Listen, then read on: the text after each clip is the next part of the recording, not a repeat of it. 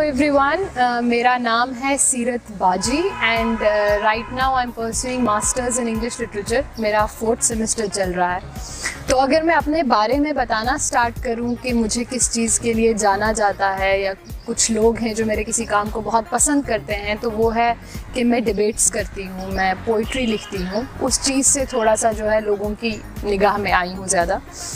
तो बिगनिंग से स्टार्ट करते हैं कि मेरा स्कूलिंग जो हुआ है वो आर्मी स्कूल में हुआ है। थोड़ा टाइम मैंने बोर्डिंग में भी गुजारा है और उसके बाद जेपी वर्ल्ड है छन्नी में जो स्कूल, वहाँ से मेरा स्कूलिंग हुआ है। और बचपन से ही राइटिंग का थोड़ा बहुत शौक़ था, हमेशा से ही कुछ ना कुछ जॉट डाउन करते रहना। कोई क्लास में टीचर अच्छा लग गया तो उसके बारे में कुछ ना कुछ लिख देना। एक एनुअल मैगज़ीन स्कूल्स की आउट होती है जैसे कि हम जानते हैं, तो उसमें हमेशा एक छोटा सा राइट अप दे देना या छोटी सी कोई पोएम ऐसे स्क्रिबल कर दे देनी।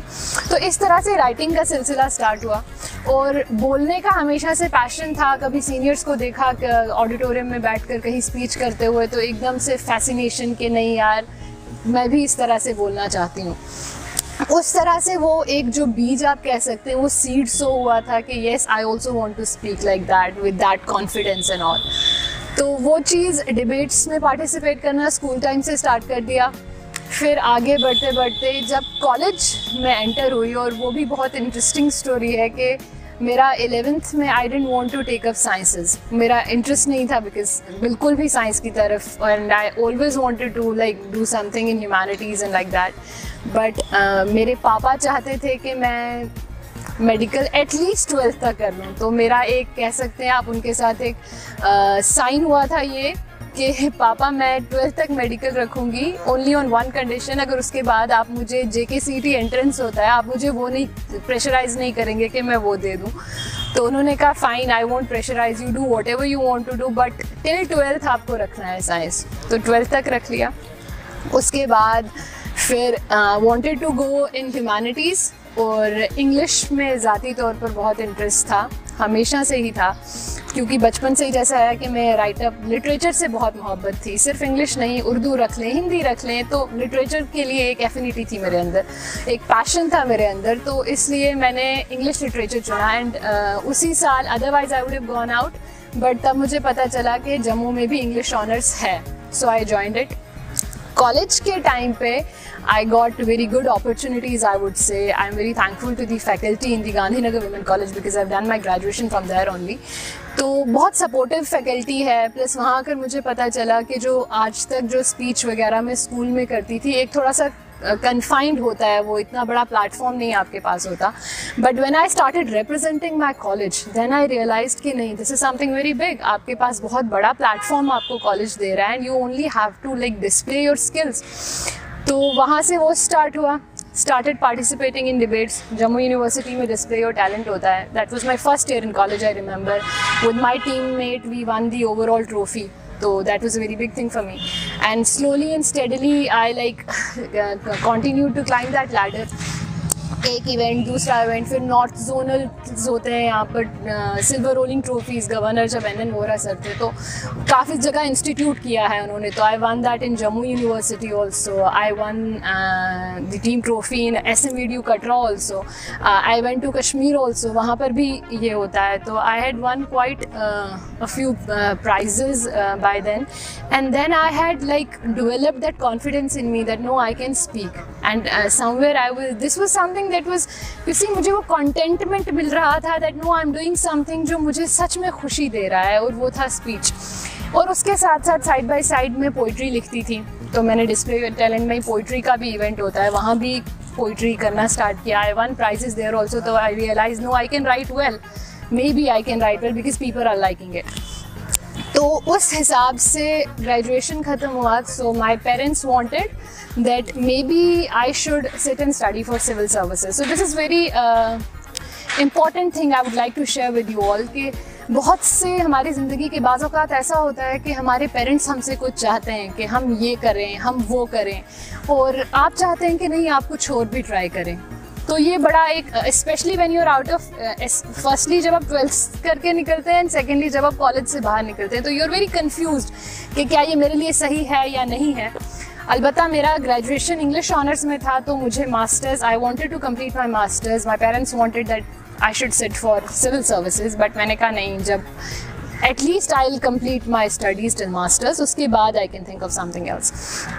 सो आई जॉइन मास्टर्स एंड तब तक मेरा थोड़ा सा ना, वो मैं कहूँगी कि एक पब्लिक प्लेटफॉर्म पर नाम बन चुका था, बिकॉज़ एक इवेंट होता है हमारा नेहरू युवा केंद्र का, जो कि ministry of youth and sports affairs ये जो हैं ये चलाते होते हैं वो event, and that is probably the biggest event of India as far as speaking is concerned, क्योंकि it starts from the block level, so it the very grass roots level.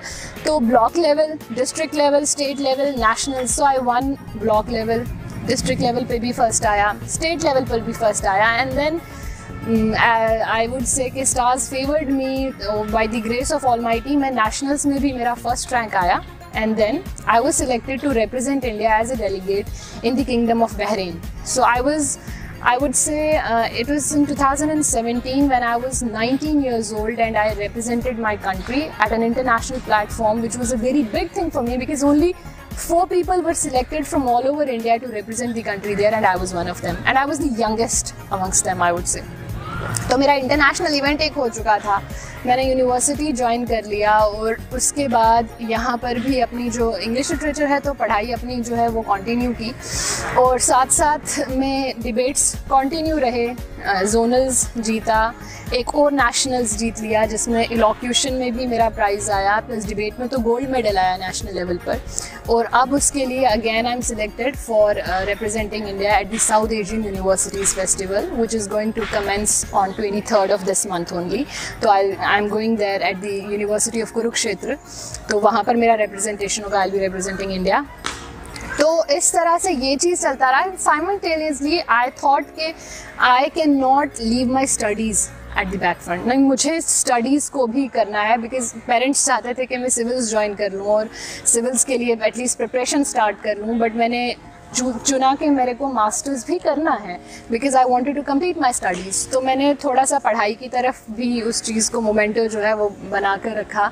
It was my second semester when I qualified national eligibility test net जो exam होता है, and in my third semester I qualified the JRF as well.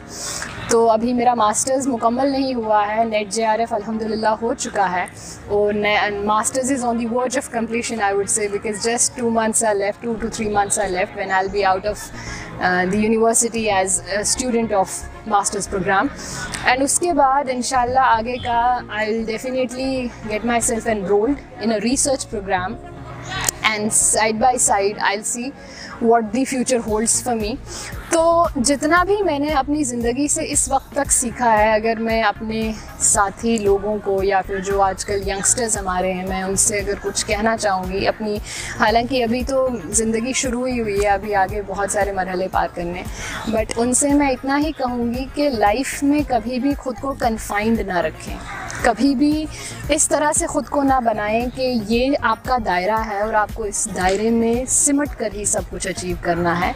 Because the universe is full of opportunities. आपके पास बहुत सारी opportunities हो सकती हैं. There can be so many platforms जहाँ पर आप ख़ुद को साबित कर सकते हैं. तो इस वजह से ख़ुद को कभी भी कन्फाइन ना करें. कोई भी अपॉर्चुनिटी मिलती है, कोई भी प्लेटफॉर्म मिलता है, तो you see give yourself that chance to prove yourself. कभी भी कन्फाइन ना कर दें कि मेरा ये है तो मुझे यही ही करना है, मैंने अगर ये चीज़ में मैं अच्छा हूँ तो यही. Give yourself chances. हर चीज़ में अपना मुकद्दर आजमाएं, ख़ुद को फोकस्ड ज़रूर रखें. एक करियर गोल आप ज़रूर सेट करें, बट साइड बाय साइड कभी भी ख़ुद को महदूद ना कर दें कि मेरा एरिया यही है, मैं ये नहीं कर सकता, मैं वो नहीं कर सकता. हर चीज़ में आप एक्सेल कर सकते हैं, because that's how the human being is created. I would say अशरफुल मखलूक कहा जाता है, बेस्ट क्रिएशन ऑफ ऑलमाइटी कहा जाता है, because we are that and we can prove our worth in almost all the fields. तो अपने से मैंने यही सीखा है कि ज़िंदगी में कभी भी महदूद ना करें, कन्फाइन ना करें, ख़ुद के वर्थ को हमेशा प्रूव करने की कोशिश करें, and eventually you will get where you actually want to go.